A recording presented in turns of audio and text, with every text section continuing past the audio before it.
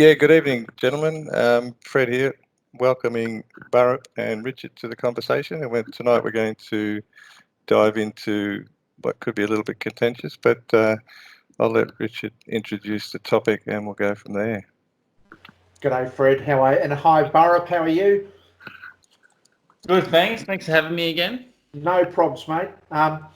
Yeah. So look, the topic that we thought we'd discuss tonight is one about robustness, and it's a notion that is you hear a lot of when you're sort of on the forums or on Twitter, and we need to unpack that a bit because there's a fair bit of stuff to consider in that notion of what does it mean for a strategy to be robust.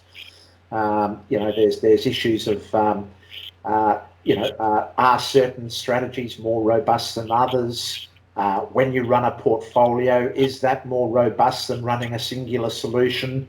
There are all of these things that people often think about when they're dealing with the term robustness, and I thought we'd unpack that a bit tonight. So how do we define something that's robust?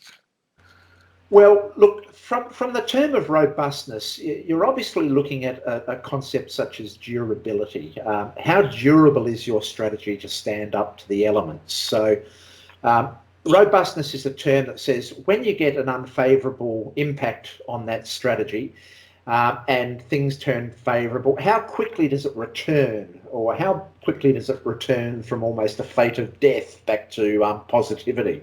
That's an element of robustness. That relates to the fact that certain strategies, such as there might be certain strategies configured for a particular market condition that perform marvellously over that specific market condition, but then as soon as that market condition changes, they not only enter drawdown, but they find that they actually go towards risk of ruin. And I think risk of ruin comes into this conversation because a robust strategy should have a very slim chance or an almost imperceptible chance of actually meeting risk of ruin head on. Obviously, strategies that fail would be discarded as non-robust. What are your thoughts there, guys?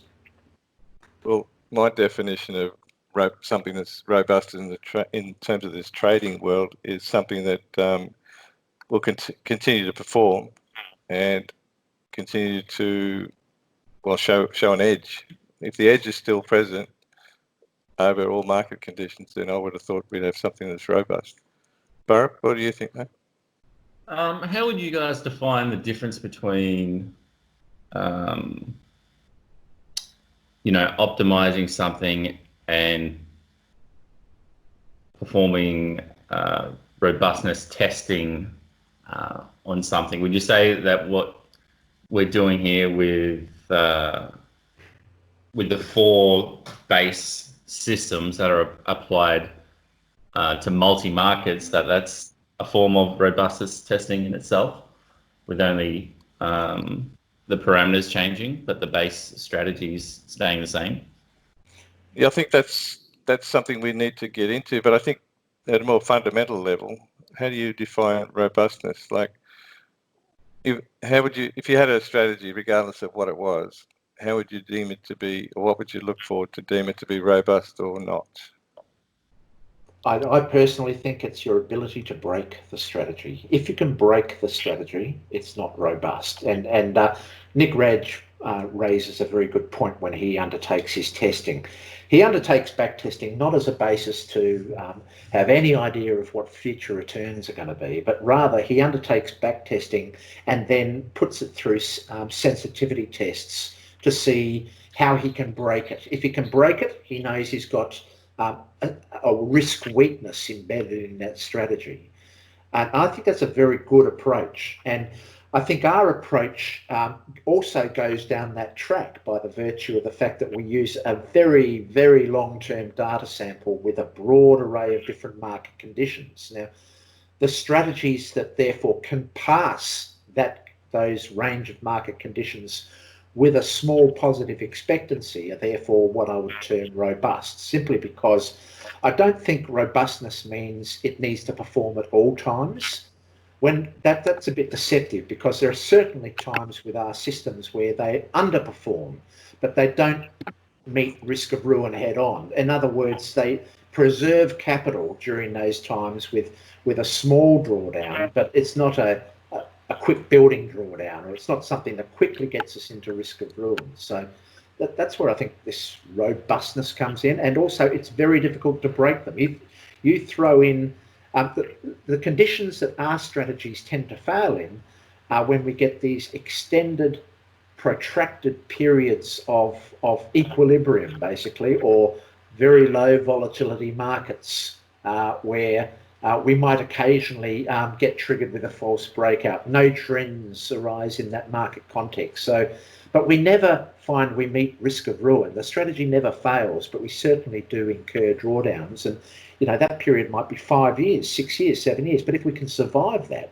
that's a surefire way to say that provided our strategies outperform when those market conditions change to more favourable conditions, and we have overall this positive expectancy over the entire run, no matter how weak it is, that is a very solid ingredient that then we can put into a possible portfolio.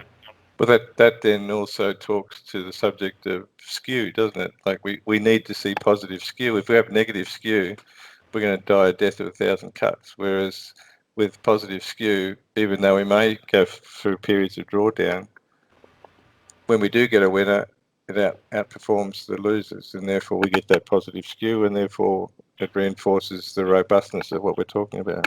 Yeah, positive skew is essential for a quick return from a drawdown.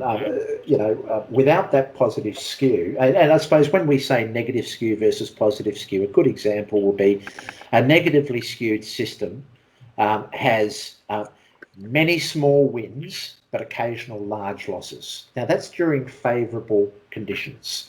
And so you can imagine that a negative skewed system therefore has these beautiful linear equity curves over those favourable conditions. However, the infrequent large loss, which occasionally shows up, is a signature that there is a strategy weakness or that they're warehousing risk.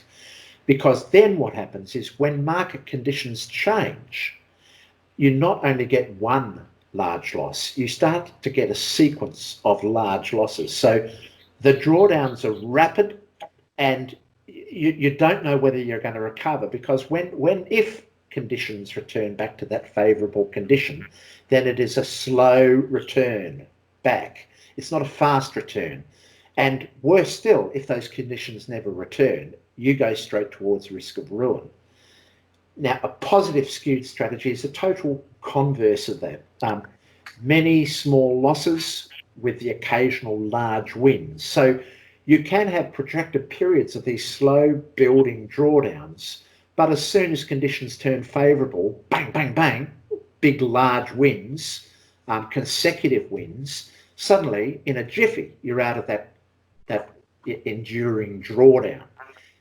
And I think what Burrup said is very important. With our strategy, there's two forms of risk going on. There's risk at the individual strategy level, and there's risk at the portfolio level. And the risk at the strategy level, the way we manage that is through our system design. And we do that by ensuring that in our system design, we have a stop loss and a trailing stop condition, all defined by average true range. And that ensures that we always cut losses short in periods of adverse volatility. That's a central fundamental feature of every one of our systems.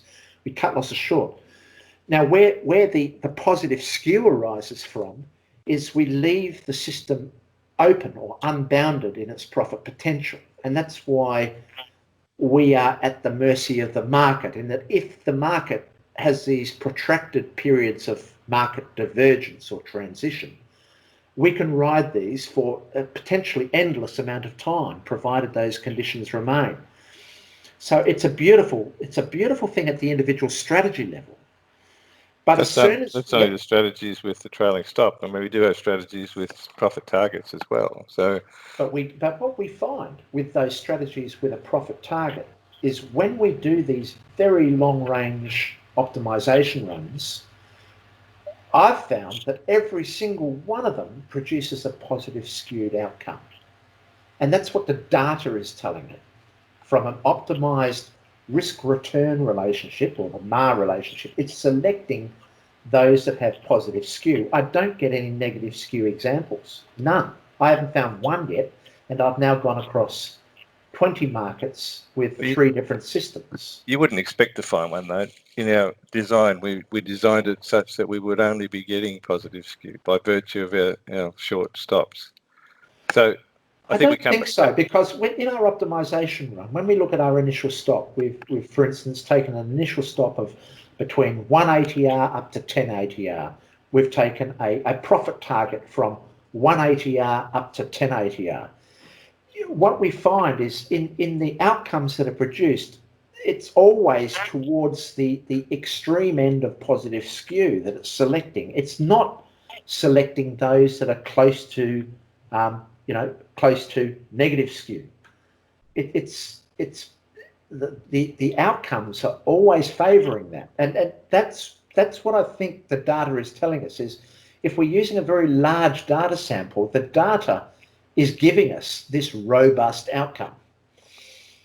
No, I hear you, and you're right. But in my mind, I'm still thinking that we're looking at, and by the true nature of trend following, which is what we're trying to get onto here, the whole concept is to cut your losses short. So the way we're selecting the outcome, the way we're iterating through the data, the way we're going through our data mining, if you like, is to look for those results that do lead us to the positive skew and therefore lead us to robustness and bring about that edge. So I think all of those factors are pushing us in the same direction. That will invariably end up, even though we've got a wide stop loss range from 1 to 10 ATR, invariably we're going to be down at the bottom end of that, aren't we?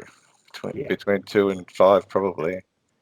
And so I think our basic concept and the fact that we have so very little parameters to choose from, by keeping it really simple and by analysing the results we get, I think it's a factor of what we're achieving. So I don't know, Burrup, does that sort of answer where you were coming from initially?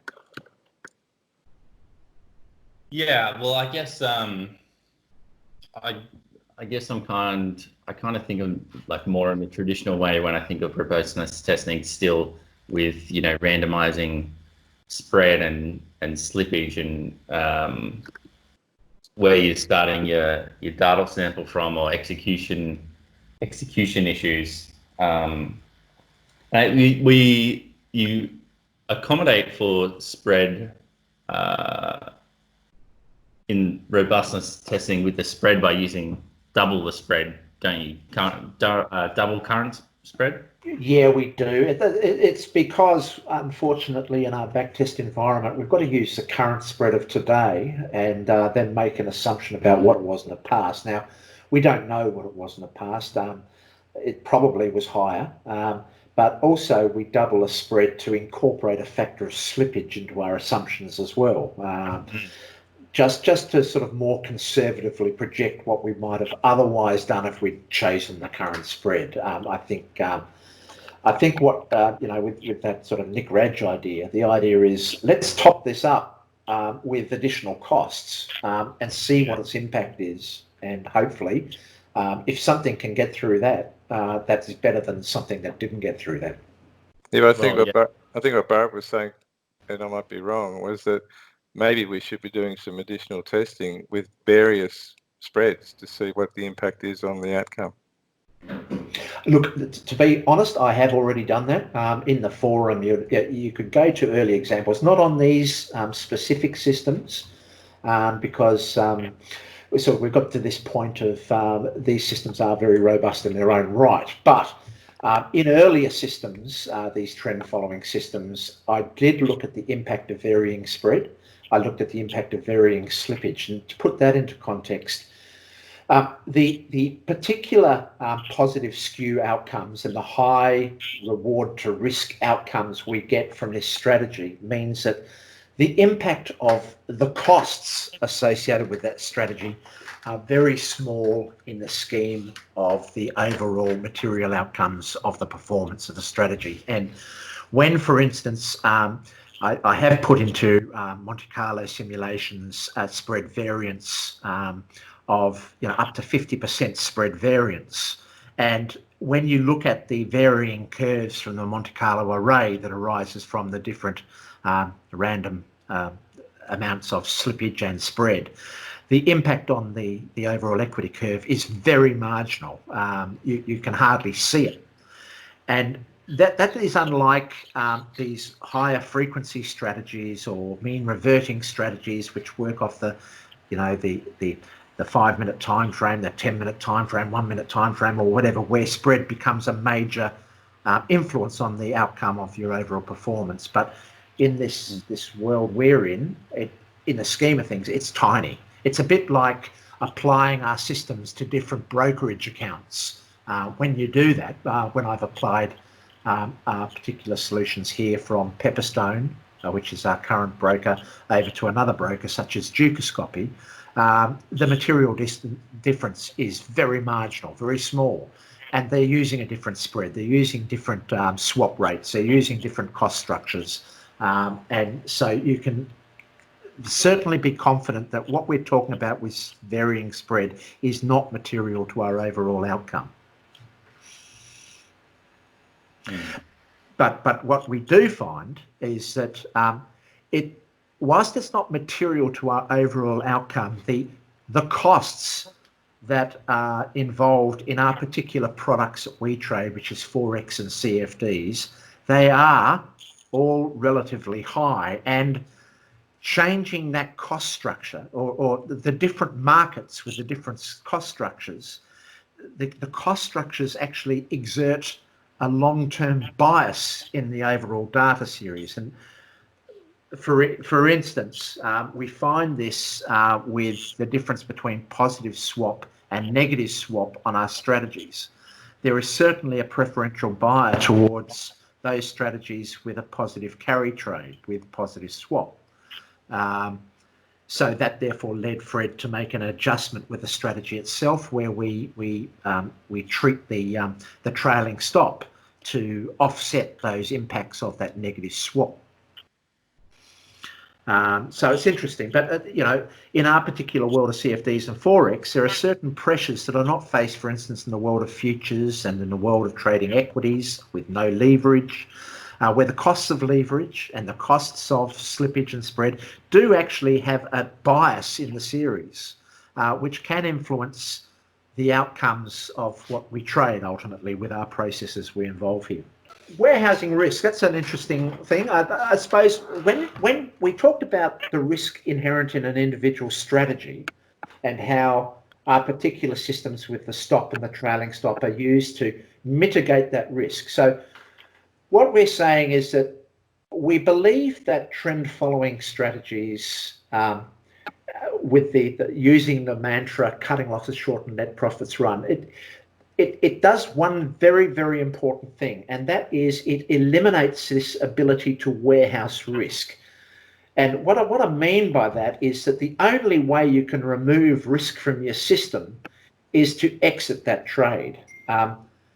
Now, there are measures that a lot of people apply to transfer that risk or to avoid that risk. For instance, those people that hold on to trades or average down or might go into even a martingale approach. They're mechanisms to try and avoid risk but not exit the strategy. And that's where you get this impact called risk warehousing. And it's present in a lot of individual strategies such as mean reversion.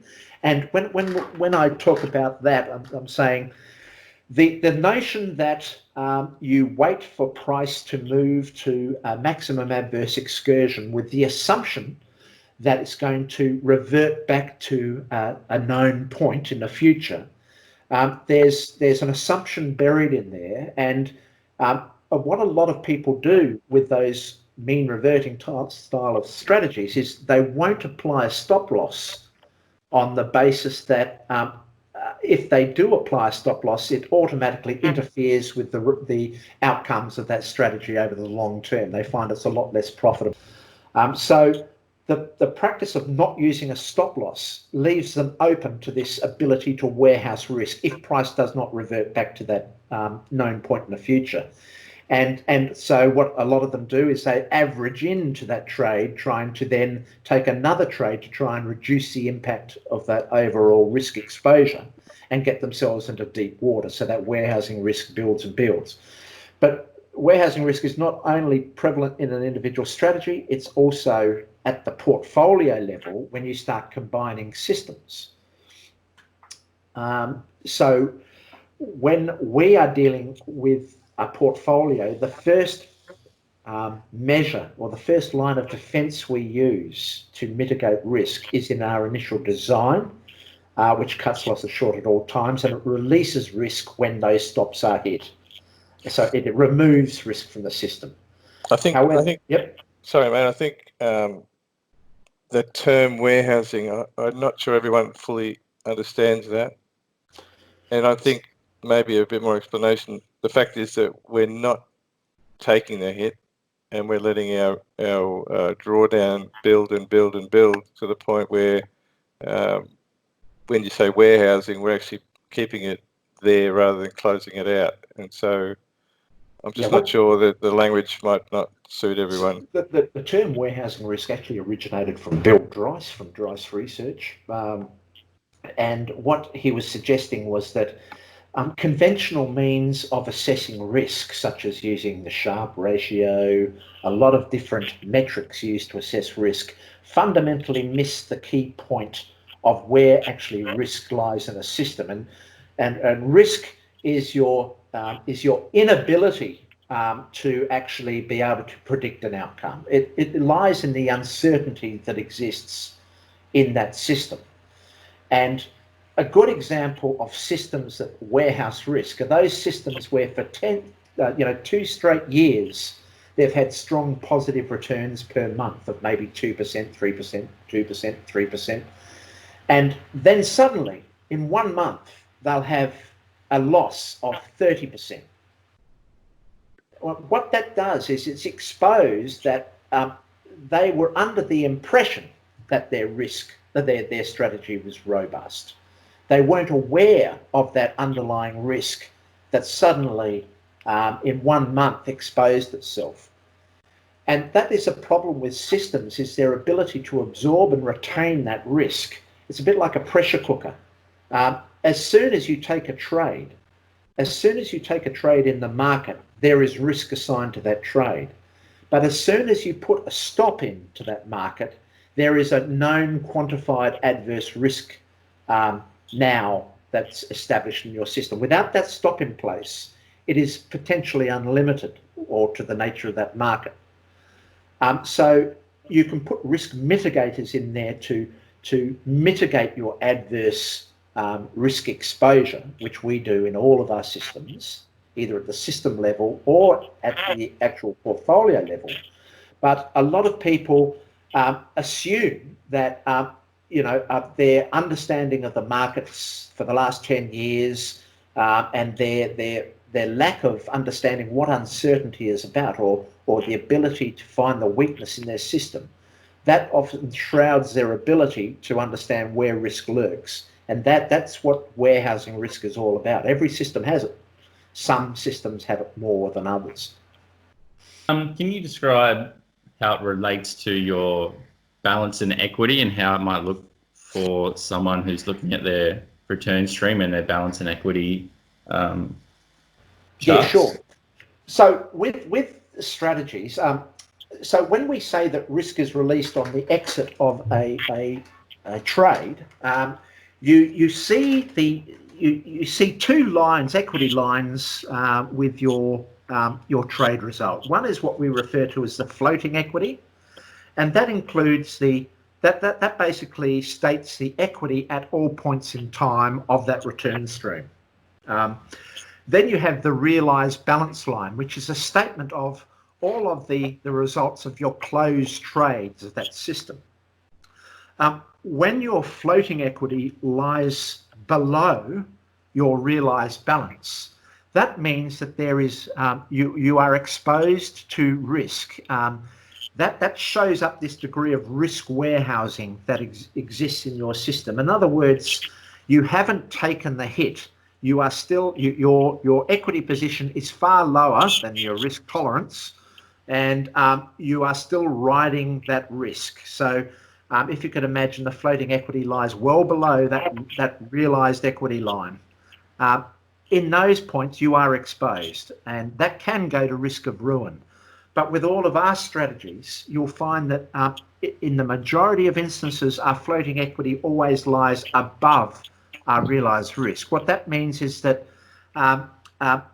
we never get into a situation where our floating equity gets out of hand in relation to our realised balance line. Does that make sense? Yep. Good explanation.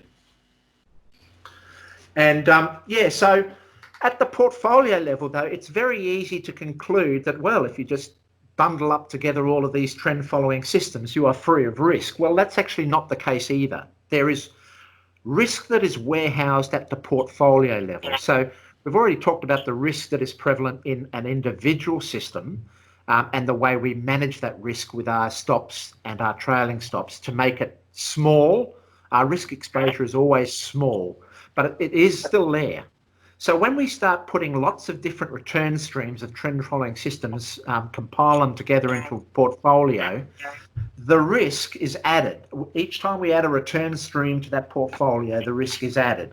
But what we are relying on in our assumption of our non-correlated portfolio is that the degree of correlation is what protects us from that adverse risk exposure.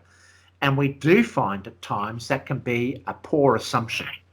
We can find sometimes, if we are too overloaded in our portfolio, we can find all of them could possibly go south at the same time. And that is risk warehousing at the portfolio level. The way we manage that is a concept called portfolio heat, which looks at our total adverse exposure at all times. Now, when we get to the end of this portfolio compilation exercise, we will need a lever to be able to basically gear up or gear down based on where our portfolio heat at any particular point in time is. That is how we control risk at the portfolio level. So even trend following systems which are diversified are exposed to possible adverse events.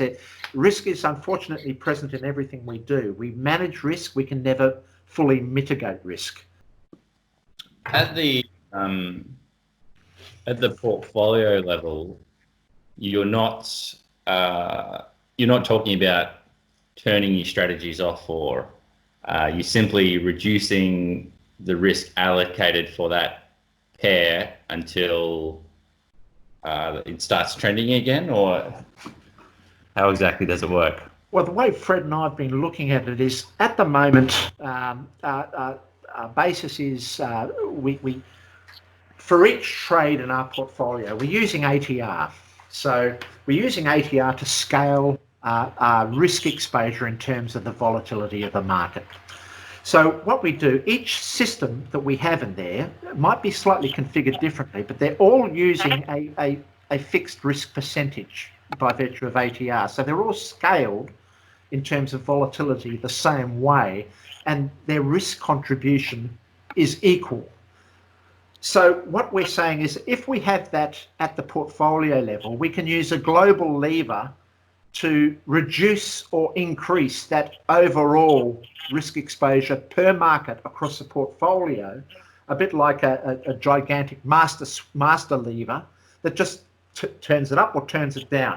We can do that if we need to, but ideally with the mechanism of our testing process over such a large time range, we won't need to do that because it's already scaled to survive during whatever has been thrown at it in an adverse way over that extended data set. So ideally it's already scaled correctly, but we do still need the ability to have this override in times of those conditions that we haven't met in the past. If they get extreme, we might find that there are periods where we have these extended drawdown periods and we get to an uncomfortable level. At that point in time, we'd have to make a decision to reduce our heat. Yep, gotcha. It's good explanation of using the ATR with the risk baked in, using the volatility to, I guess, normalize or equalize the risk across all the pairs at once. Yes, we love this ATR. Fred uses it comprehensively in his profit targets, in the trailing stop. You name it, there will be ATR in there. What is interesting though is the ATR look back period. I mean, we are sampling 5 different settings on that in our data mining exercise, and it is interesting to see the difference that the ATR makes. I mean, the smaller the ATR is, the more volatile the trade is going to be. But it is, I think the flip side of that is it's more attuned to the current market condition, because if suddenly we do go into a more volatile period, a 5-period ATR is going to react a lot faster than a 20. Yeah. So that's something that still has to be maybe analysed a bit further. But for the moment, we're using a range of ATR lookbacks to see what the impact is. And I think if you sit back after we finish this exercise and analyse on average what lookback we're getting, I think you'll find it's pretty evenly distributed. Yeah. But the other point you made there, Burrup, was about turning it on and turning it off at various times, or are we looking to do that? I think my view of that is that rather than turn things on and off, we've got to try and stay current. And by that I mean we need to reiterate periodically. Jury's out whether it should be 12 months or 6 monthly, but by keeping an eye on what's going on and reevaluating and reiterating and recompiling, we should get something that doesn't turn on and off, but actually stays in tune with the current market condition. Yes. So Burrup, just the way we're going about this, our thoughts at the moment is, let's say in 6 months' time, we redo this entire process, incorporating an additional 6 months of data. So the market conditions that are present in this most recent 6 months worth of data contribute to the overall market conditions that we've navigated across with our systems. So we don't believe there'll ever be a time we've got to turn them off. We think that they need to adapt, yes, but never turn off. It's a sign of weakness to me, at least. If, for instance, I had to come to a decision to turn off my system, I'd be starting to look at some of my assumptions regarding what I thought was robust. That would be putting a question on my whole testing process. Why am I turning it off now? Why didn't I at least provide that degree of flexibility in my system to take care of this very volatile adverse condition I'm facing myself in, that sort of thing. And another thing is when you start applying a discretionary overlay to these systems, you find that the use of your testing is thrown out the back door, because you can never resurrect those discretionary decisions you made to turn it off or whatever. But I'd like to think that with the approach we're taking, that the degree of discretion is kept to a bare minimum. I know that there will always be discretion, but the discretion sort of contaminates this whole process. Yeah, I think that's the secret of the robustness here, is that we don't add any discretion in. We just we're taking the data as the answer, and we're following where the data takes us to the rules. If you don't trust your system after all the work you put into it, well, then you need to go and do some work in that. But I think to then arbitrarily decide to dial it down, I think, as you said earlier, that's going to defeat all that history, all that data, all that calculations you put into that. I think by the time you come to trade this beast, you've got to have confidence in it. I'm with you, Yeah, mate. I agree with that one, Fred. You've definitely got to know your system inside and out to know exactly when it works, why it works, how it works, and be comfortable with operating it. Agreed. Well, Rich, I think we've spoken for quite a length of time here. Is there something else you want to talk about, or do we wrap it up? Look, did we cover Martin's question from the forum? Not specifically. He was asking about the symmetry of the trader and whether it should have equal long, equal short, or whether, in fact, the rules should be such that it's impervious to direction and should trade the same parameter sets in both directions. And I think that if you take that approach, then your next logical step would be that if that's the case, then the parameter set should be the same for every market you're trading, because what difference does it make whether it's gold or silver or oil? So I think what we're doing is we're analysing the data, we're analysing it market specifically and strategy specifically, and we've opted to add in a variable that says long or short. And I think the data really dictates where we're heading there. So, I mean, that's my view, but interested in yours, Burrup. Well, how would you feel if you've got a pair and it's you've got your optimization runs, and like in the last podcast, I think it was dollar yen, where the majority were long only, and you performed the same optimization again, but you forced it to take trades in both directions, or short only, and the results between both direction optimization and the letting it choose short, long, or both were similar results based off the MAR.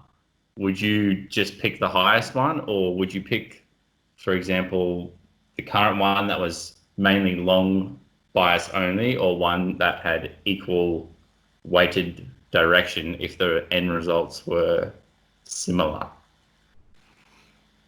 By not optimizing, you do the optimization run, but you wouldn't select the direction parameter. You would hard code it in for that run. Yeah, I mean, that's available to you to try. But my view with that would be, well, why are we then changing the ATR look-back period? Why don't we just put a fixed number in that? And why do we change the Donchian period? Just stick to 50-period Donchians and see what you get.